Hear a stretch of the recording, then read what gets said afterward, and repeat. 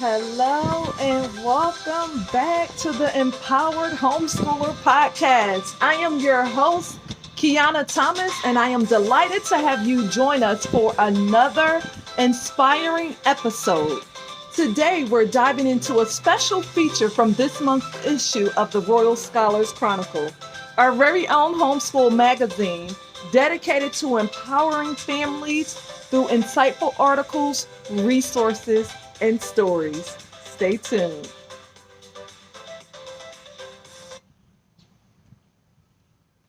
In this episode, we're highlighting an article that truly resonates with our mission.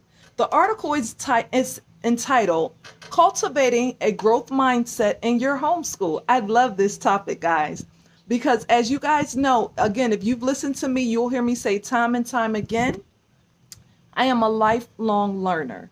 And in order to be a oh no, I guess I don't have any space on I'm doing two things at once. Again, this is unedited, this is real time. And so I had a recording going on my computer and one going here. And it looks like the recording on my computer, okay, has stopped. So I'm going to keep going, but I'm going to try to still record. Let me see. Give me a second. Let me see. I want to record this. Will it let me record? Recording in progress. Okay, so we'll see. All right. So like I was saying, having a growth mindset is very important to in relationship to lifelong learning. You cannot be a lifelong learner if you don't have that mindset and willingness to continue to grow, to continue to improve. And that is why we're here today. That is what I want to share with you in this wonderful article. If you are not a member and don't have access to our magazine, please send me an email so you can get on that email list. It is a wonderful magazine. It grows every month. Just the vision that God has put on me and the mission. I'm excited. It's scary, but I'm also excited, and I look forward to the growth, and I look forward to you all growing with me and learning with me and just enjoying this journey, because that's what it's all about, right? Life is a journey, not a destination. So let's focus on enjoying the journey. Let's focus on just getting better and better each day. So with that being said, the article offers some invaluable insights and practical strategies to help foster a growth mindset for both parents and children.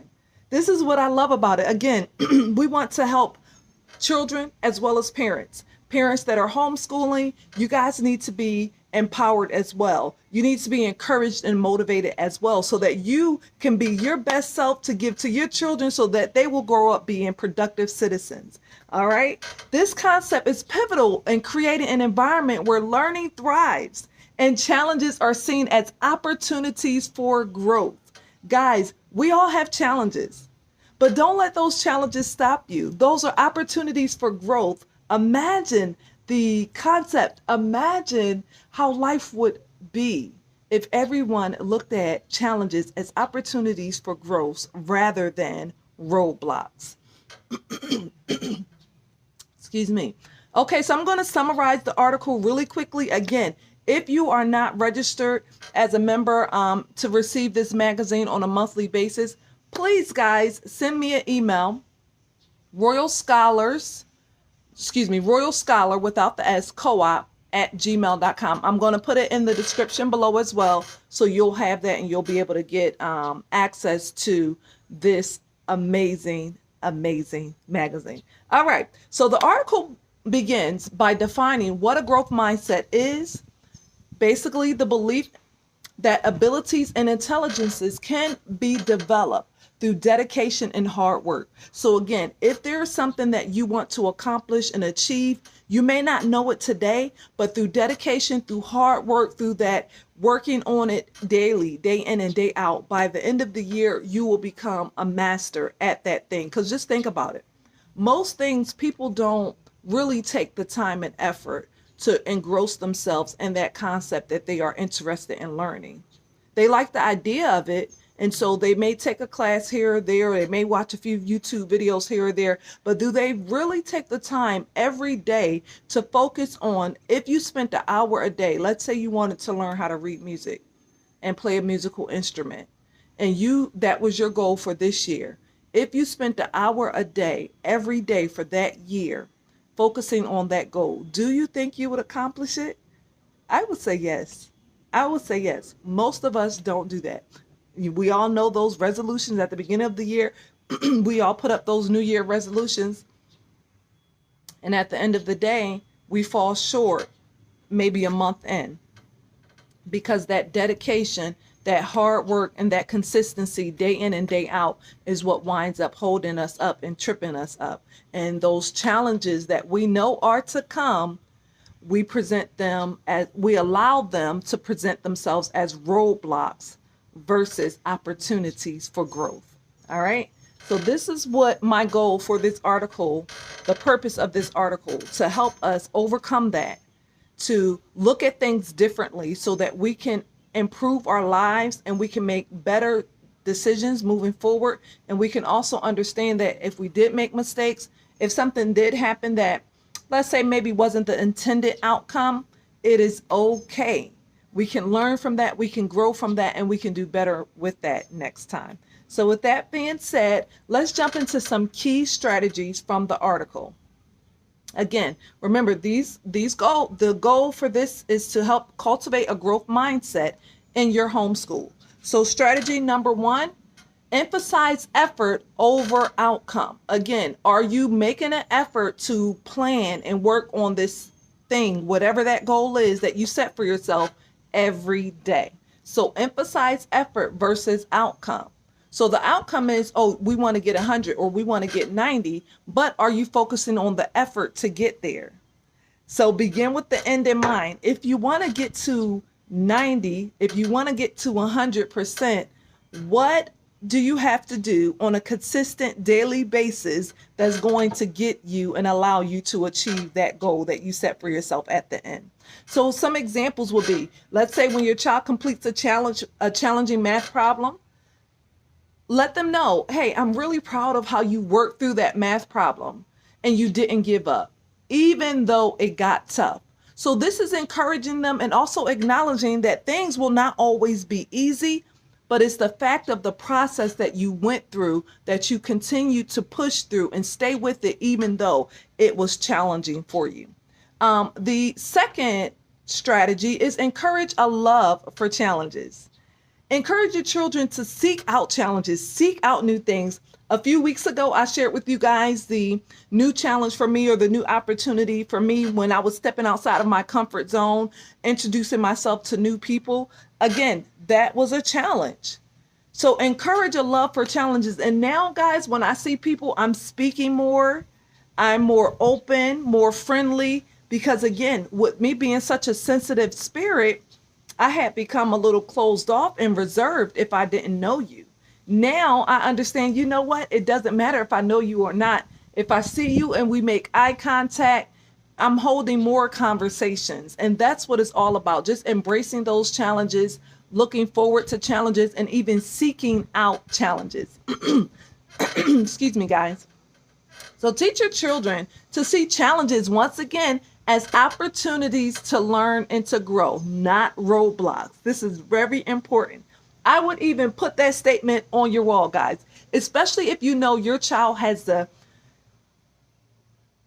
if it's concerning that your child goes through this phase of really being stuck when they approach challenges, I will put this on their wall. I will put it out everywhere, have them read it every day. Challenges are opportunities to learn and grow. Challenges are not roadblocks. Again, challenges are opportunities to learn and grow. Challenges are not roadblocks. So just kind of, again, can you see how just saying that statement changes the idea and even the process and even how you move in situations? So just take a heed to that, guys. So again, you don't want to look at threatening their intelligence or abilities when they encounter challenges, because it's not about that. It's about, again, the process and the ability to push forward in spite of. Okay, this perspectives will help them approach difficult tasks with enthusiasm and curiosity. So when you do it in that mindset versus the latter, again, it will help encourage them to do more difficult tasks, and they will do those tasks with more curiosity and more enthusiasm. They will look forward to challenges, not resist them and shut themselves off. My apologies, guys. A call was coming in. Bear with me. So yeah, they won't resist them and shut themselves off because of challenges. They'll look forward to doing those. Okay. Some examples. When faced with a difficult project, encourage your child by saying, "This is a great opportunity to learn something new. Let's see how we can tackle this together." So maybe you as the parent, caregiver, educator need to help walk them through certain processes. Just give them examples and ideas so that they can get their mind working into what it will look like. Even if it looks different, and you tell them that these are just examples. I'm not expecting for yours to look like this. This is just to give you an idea to get your creative juices flowing. So give them those ideas, help them and walk them through it, and then release them to produce it in whatever way that they see fit. I'm going to go off on a little tangent real quick. So one of the things that always struck me as odd and always struck me as just not the right way to do it. And although it is a beautiful outcome, what is the point of it all? So sometimes, and what I mean, because let me help you guys follow me and what I'm saying. So you know how you go into daycares and even in school settings, let's say the art classroom, let's say even a primary teacher classroom, and the kids had this project to do. And the teacher will present this project idea in an example. And then they get on the kids and they make sure that all the kids' projects turn out exactly like the example. Well, I am pushing back against that. I am telling you that that is actually not the right way to do it. And it's creating a work factory mindset versus a creative mindset. Guys, all the projects should not look the same. And guess what? When they're first starting it, those projects are not going to look pretty. And that's the thing that I think hang up parents and educators the most, is because you're looking at this from your mindset and your abilities where you are at this current point in time, instead of looking at it through the lens of a child and where they are at this point in time and allowing them to produce something that looks beautiful to them. It may not look beautiful or even good or correct or whatever you want to call it, right to you and in your eyes. But the fact that they put it together, pieced it together in their mind and processed it and provided you with an output, whatever that output looks like, let it be. And let them go through the process over and over again. Let me give you an example of what this means and what I'm talking about. So in the beginning, let's say third grade, fourth grade, I started introducing poster board projects to my children. Now, I'm a former traditional school teacher. High school level was the last level that I taught, but I taught middle school as well. Excuse me, guys. And excuse me, I got a frog in my throat, as they would say. My apologies. But I taught high school as well.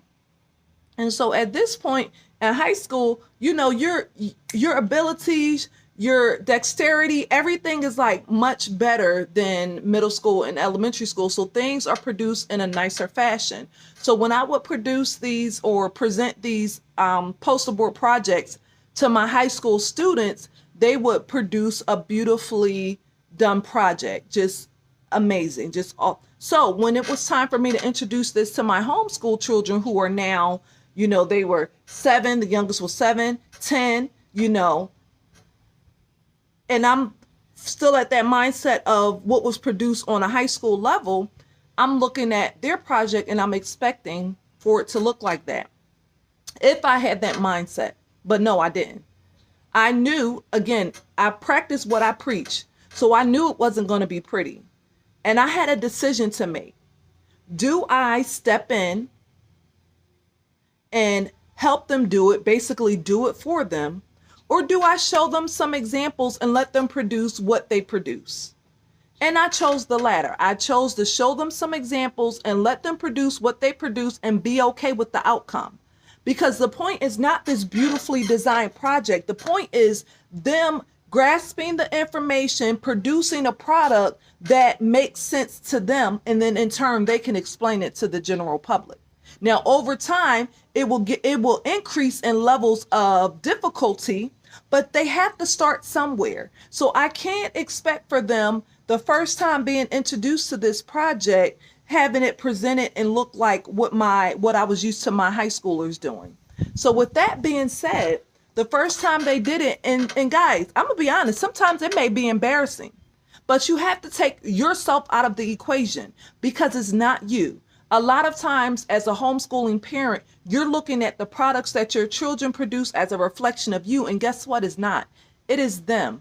If you've taught it to them and that's how they produce it, it is okay. Allow them to be who they are and produce what they produce, and it will get better over time, no matter what anybody says. Because I guarantee you, those projects that look like they came off a college campus was not done by that 10-year-old child. It was done by their parents, because the parents is holding on to the identity of what that child produces as their personal project and outcome. And it's not about you, it's about your children. And as long as you do this for them, you are not equipping them with the skills that they need to be able to produce and do it on their own. So I was holding my breath. I wasn't quite okay with the outcome. And I was like, do y'all really want to do this? Maybe we should do it next year. Let's practice some more. And they were like, nope, I want to do it. And let's go. And I was like, okay, because I made the decision to support them, no matter what it looked like, as long as they could present it and put it out, they did it. Now we went there and it was a project with other homeschoolers, and their projects, the other homeschoolers' projects looked amazing. Now my children's projects looked okay, but the other homeschoolers' projects looked amazing. And I said to myself,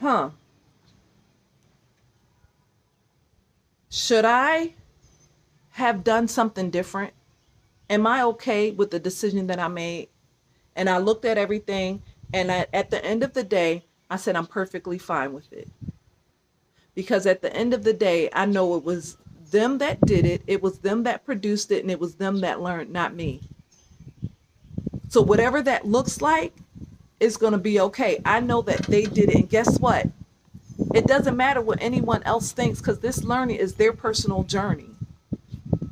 And the more they do it, the better they'll get at it. And so this year we did a poster board project again. And guess what? It was amazing. Again, they did it. They did all the work and they produced it, and it looked much better. And so we go to these workshops and we go to these different events where kids are presenting and they're seeing all these different ideas of projects, and they're getting ideas just from that overall experience. So it's nothing I have to do for them. It's something that they internalize and they pick up based off of what they have witnessed and experienced for themselves, thus in turn truly learning whatever that skill is and the outcome that it is that's desired. I'm not sure if that made sense. If it didn't and you have more questions about it, let me know. I can create a whole nother video, because guys, there's research behind this. So this is it could be a whole topic and subject in itself. As you can see, I'm very passionate about this, but the point is allowing the child to do the work, and you, the homeschooler, the parent, the caregiver, detaching yourself from the outcome. That's the point. All right. Allowing your child to produce the work, and you, the homeschooling parent, the homeschooling caregiver, the teacher, facilitator, put your title there, detaching yourself from the outcome. All right. Hope that made sense. Again, if you need me to dig into that deeper, just let me know. Okay. And then tip number 3 is modeling a growth mindset. Again, you yourself, children do what we do, not what we say. So you can't tell your child to be positive and have this growth mindset and always be willing to learn, always read and this, and they never see a book in your hand. Or they see you sitting down at at the TV when you're telling them to go do schoolwork or whatever. Just fill in the blank. You cannot expect the outcome from your children that they do not see you modeling. So children learn, again, great by observing their environment, their surroundings, their parents, their caregivers, whomever. Again, fill in the blank. They observe and then they produce. Okay? So whatever mindset, whatever skill, whatever that thing is that you want them to start to establish, you yourself have to make sure that you're modeling it. Okay, some examples. When you face a setback, openly discuss it with your children. Like, have a conversation, even ask for their opinion, their insight, their thoughts. What do you think happened? How do you think this could have turned out differently, etc.? And guys, that actually happened to me. And this is something I do and I practice all the time. We have open conversations. We talk about everyday experiences. If they see, we'll go into the store. One of the things I tell my children, do not spend your money in a store where you're not greeted and you don't feel welcomed. And so they're with me all the time. So we'll go into a store and they'll notice the greeting. They'll notice, if someone is like following us or their face is not friendly or whatever. And if I leave, they'll start talking about it first. Like, wow, they were not friendly. I said, that's right. And so, did we spend any money there? No, we didn't. Why? Because we have this conversation. So they're able to work it out with me. And we have a real life, real time conversation about what just happened. So this is allowing them to see, hey, mommy is human too. Mommy goes through these experiences too. And they're able to start thinking about it and coming up with solutions on their own based off of our discussions. Okay. So you could say something like, I didn't get the outcome that I wanted this time, but I learned a lot from this experience. Again, and then you talk about, that's what we talk about. What did we learn? What did we see? What could have changed or been done differently? What can we control? That kind of thing. I'm going to try a different approach next time. So again, you don't have to pretend that you have it all together with your children. Because matter of fact, they see it anyway.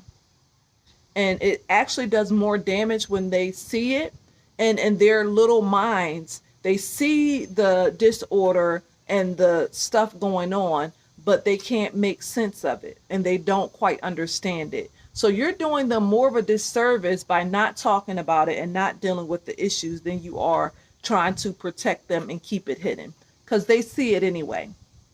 All right. Real life applications for this. What does this look like? So again, guys, my goal is for this, we're just not talking here. We're really trying to make a change. We're really trying to make some things happen and, become better every day, better than we were the day before. So my goal is in every podcast, every episode, there's something that you can take away and immediately apply to your life. So here are some real life applications from this article. It provides some examples of how these strategies can be applied in your homeschool environment. For example, incorporating project-based learning can give children hands-on experience where they can see the direct impact of their efforts and perseverance. Another example is using journaling as a tool for reflection. We've talked about that in the last episode. Allowing children to document their learning journey, challenges that they face, and how they overcame them. And just think about it. When you're in the moment, that's when it's the freshest, but we are quite forgetful. So you may not remember right now, but just think about it. You're writing all of this down and you're keeping a tab on it day in and day out. And then at the end of the year, you read it and you get to see the actual growth that you did. Because we forget how much we've actually grown and how far we've come. So document that, and that will be a way, again, black and white. There's no question about the growth that took place. All right, before we continue, I'd like to remind you about our 5-day homeschooling Plan Your Year challenge. Guys, if you're looking to streamlining your homeschool and setting your family up for a successful year, look no further. This challenge is what you need. Over 5 days, we'll walk you through the steps to organize your curriculum, your schedule, and your goals for the entire year. By the end of this challenge, you'll have a clear, actionable plan tailored to your family's needs. All right. So let me know in the comments. There will be a link for you to connect with us for this challenge. Sign up today and let's make your homeschooling year one of the best years yet.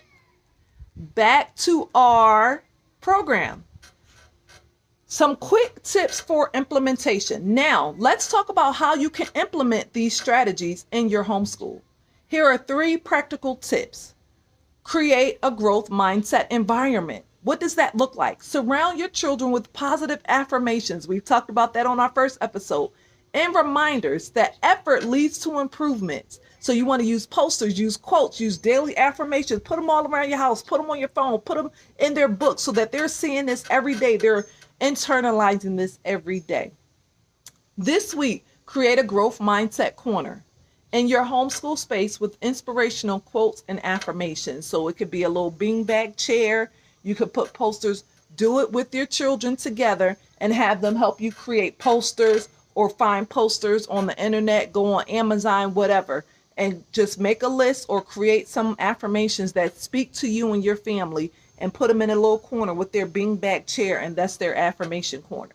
Go there when you don't feel good or you just need a break or whatever, during quiet time, whatever. Okay, incorporate a reflective journal. Encourage your child to keep a journal. You as well, parents, keep a journal. If you have multiple children, you could keep a journal for each child or you could keep it all in one. But I would recommend if you do keep it all in one, because this will help you keep track of things, each child has their own page. At the end of the year, you tear it out page by page and you create the book for each child.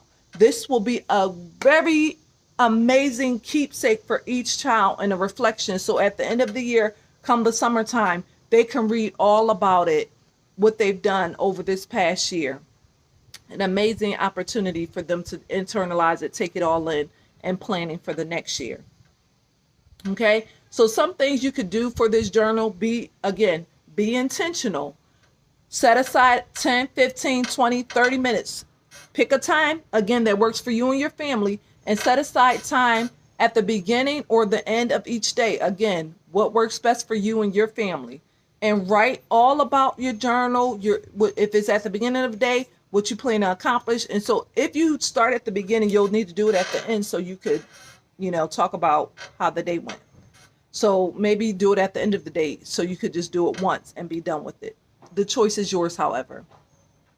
And then practice positive self-talk.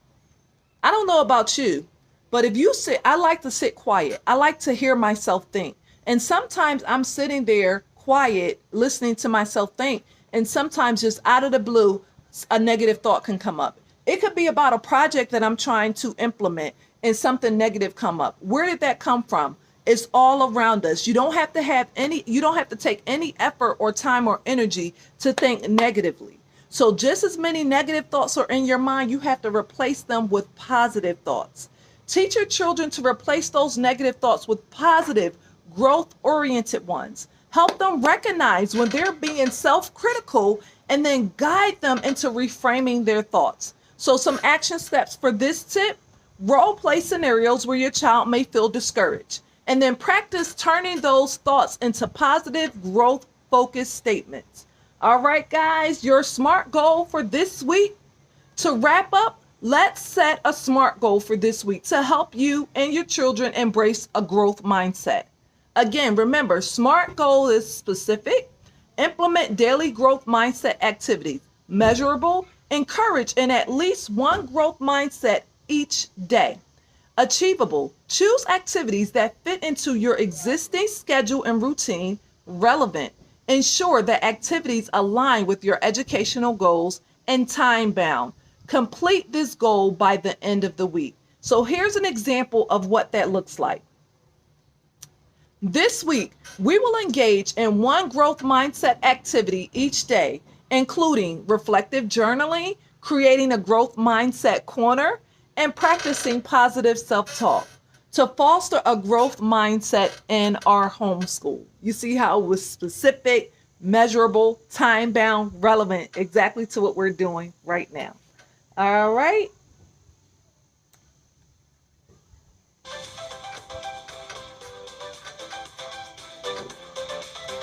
Guys, thank you so much. It has been an amazing time. I really do appreciate you. I got to restart it.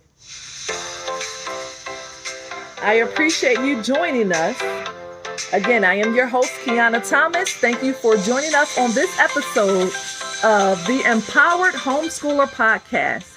Remember, cultivating a growth mindset can transform your homeschool experience and empower your children to become resilient, lifelong learners. Don't forget to check out the full article, Cultivating a Growth Mindset in Your Homeschool, in this month's issue of the Royal Scholars Chronicle. Until next time, keep learning, keep growing, and keep inspiring those young minds.